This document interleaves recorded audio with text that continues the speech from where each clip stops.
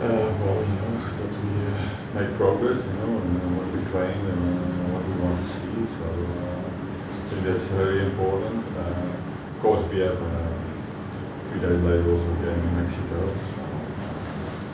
Mexico, we really want to get every, like most players 90 minutes, and so that has influence, of course, on the Birmingham game because we're still in preseason and I think 3 days, 4 days, 90 minutes, maybe it's a little bit too much, but I think it's gonna, I want to see like a very good game. If it's 45 minutes, it's 60 minutes, but for sure not too long with the team that I have in mind a little bit, for the Honduras game, because that's the most important one. Get everybody healthy, to watch that game. So is it likely then that the starter, we will see the starters for the Honduras game in the Birmingham game, just not playing much? Is that? Yeah, like I think I'm already right now 90% sure what I want, and but still there are some players that I think we can change, or because other players also doing very well in the position. So I have to make some choices, but 90% is clear what I want. In Florida, you were working on kind of locking the door on defense, was the phrase, and then the second game, kind of the runners behind the defenders. Is there anything specific like that y'all are going to try to work tactically on?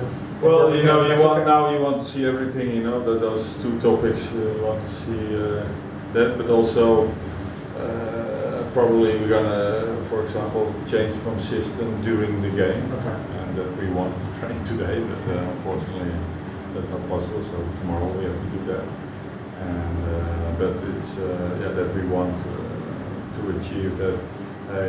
If it's more comfortable to play with 4 in the back or with 3 in the back, that we just have to say, to 2 players, hey, we're going to play with 4 in the back, and everybody knows exactly what the role is in that system. So that we are more multifunctional, in that way, and not always think, okay, first I have to put 1 player out and then we can play in 4 or in 3. So I think that's we want to achieve this week, and also during games that we can switch from systems.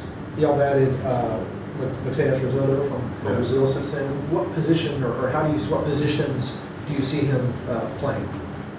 Well, he's like he can be a box-to-box player, and he can, I think, also sit in midfield. So I think those 2 positions I'm focusing on working.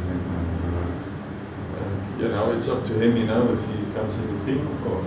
He's a good player, he has the quality to be in the team, but still, everybody has to fight for his spot.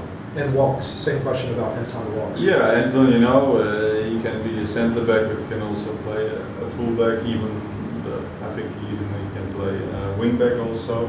So, I think we are now really good occupied for that position. So when we get injuries, or for example, Matheus is not playing in Birmingham because he's getting his work permit.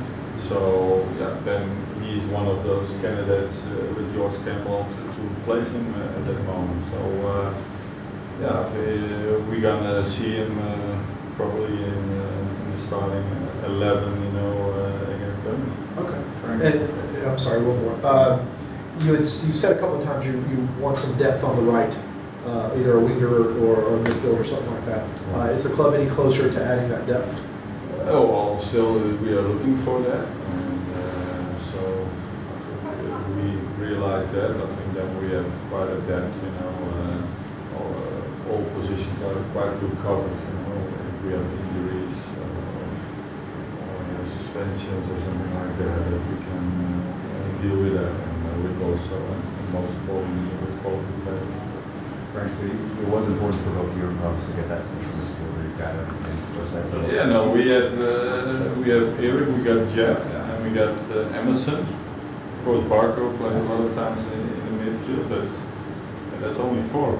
So You still is the roster complete? Is going to be my question. Do you think it's close to being complete? it is close to be complete, and so probably what I said, you know, I think the guy who can play on the right wing should be nice. Of course, Jake Mulroney can also with his left foot play there, but again, you know, when you got injuries or something like that, then it's quite thin. And so we really have to cover there that we have, you know, good replacements for, or also good competition for players, and that I think, okay, I'm always in the starting 11 because what the second place is not the quality that I want to be will be afraid of. So I think that, you know, that's a healthy environment when, you know, like the competition is high, so everybody has to know I have to perform. If not, you know, the other guy is knocking on the door. Last question. Do you anticipate that right winger perhaps playing before Champions League? And if so, you know, the sooner the better. Okay. You know, that's normal because he can adapt. You know, if not, you know, he has to adapt to the system, adapt everything. So that takes time. And the sooner the better.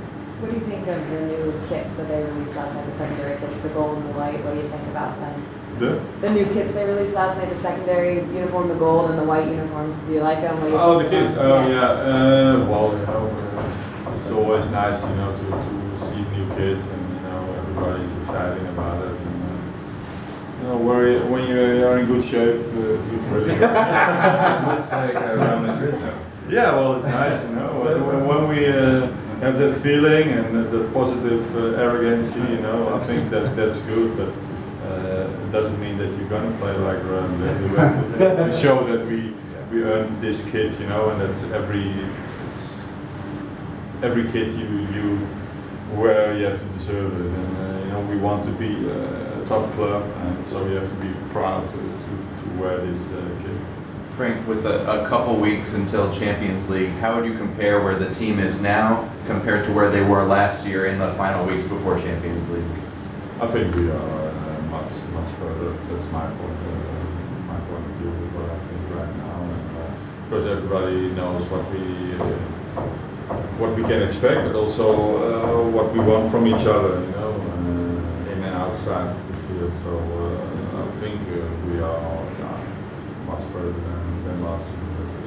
Does it also feel good the second year as the head coach too, to kind of be more settled? I mean, I know new players are coming in, but now it's your second Champions League as the head coach too. Yeah, but also last season, you know, Kiki Martinez came quite late. We had problems with Darlington Nagby, you know, so we still didn't have the real 11 starters ready. And now everybody knows also exactly what we want. So, for example, of course, Matheus Rossetto came late, but still the other players, you know, I have a lot of confidence they can fill up that space. So I'm not worried about that. So everybody, like the majority of the players, know exactly what we expect them from them in their role when they play, and I think that's a big advantage compared to last season. You said, sorry Doug, you said like right now you have a pretty good idea of what you'd like the starting 11 to be in Champions play. Yeah. You know, last year around this time for you, did you have a pretty good idea or was it really more up in the air? Well, you know, it was more up in the air. You know, for example, doubtful if it's going to be Greg Shea or other left fullback. You know, so we had more doubt on the midfield. Of course, put Julian Gressel on the midfield, for example, or put Franco on as a wing back. All those more doubts, and I think that was at that period a bigger problem right now, and also what I can expect from our players, you know, offensively, but especially defensively, and so I always say, you know, it takes at least 3, 4, 5 months, you know, to really have a clear view what players really do you have and what you can expect from them, and so now the majority, like 90%, I know exactly what I can expect from them, so there will not be surprises for me. I have 3 last questions. 2 of them are from a colleague who's writing about Joseph Martinez. Yeah. My first one that is for me. Joseph scored almost 50% of the team's goals last season. But Barco, if he can stay healthy for a whole season, how important is it that you have some other players contributing goals to take pressure off of Joseph this season and the focus of I defense? think, that's key, that, not put all the pressure on Joseph that he thinks, if I'm not scoring, we will never score. And, we have to have players who can also contribute, to win games, and Barco will be one of those players. Of course, Pete would also be one of those players, and but of course we want Joseph to score goals. Then he's in a happy mood, of course, for everybody that's healthy. But on the other side, if opponent know, hey, there are also other, players we have to count on, that makes also more, freedom for Joseph himself. So I think it benefits them both, and of course it's the 3rd year now with Barco, and he's older, mature, so we have to understand, like an offensive midfielder that he has to contribute also, in assists and goals, but I think what you already said, when he's healthy, I think he will. And the last 2 are from my colleague Steve. What are the characteristics that Joseph has that makes him such a good goal scorer? Yeah, I think I've said it a lot of times, eagerness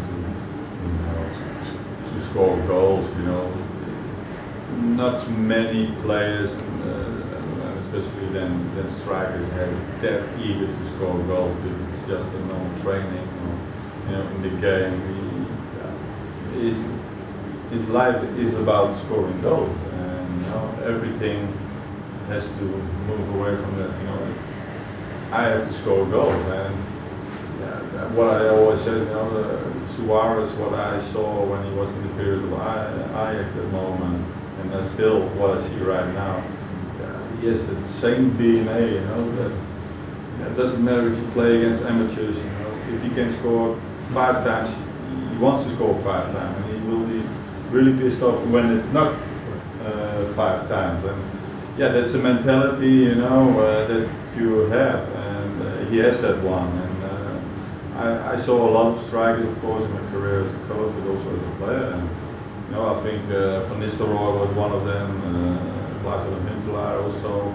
But maybe he has that extra step, and that's a quality, and you don't want to get rid of it from him. So hopefully you always will have that. And this is my last one, also from Steve. How long did it take you living in Atlanta to kind of realize the affection that the city has for Joseph? Well, not long, because we know how important he is, and the people love him. His mentality, try to win, every game, to give his best. So no, if they're talking about Atlanta United and you're talking about players, I think 95 or 98% they will talk about. They start to talk about Joseph. So we know that he has a great impact in Atlanta, and he's very popular, and that is what we want, of course, for him. And so he is a great impact in Atlanta.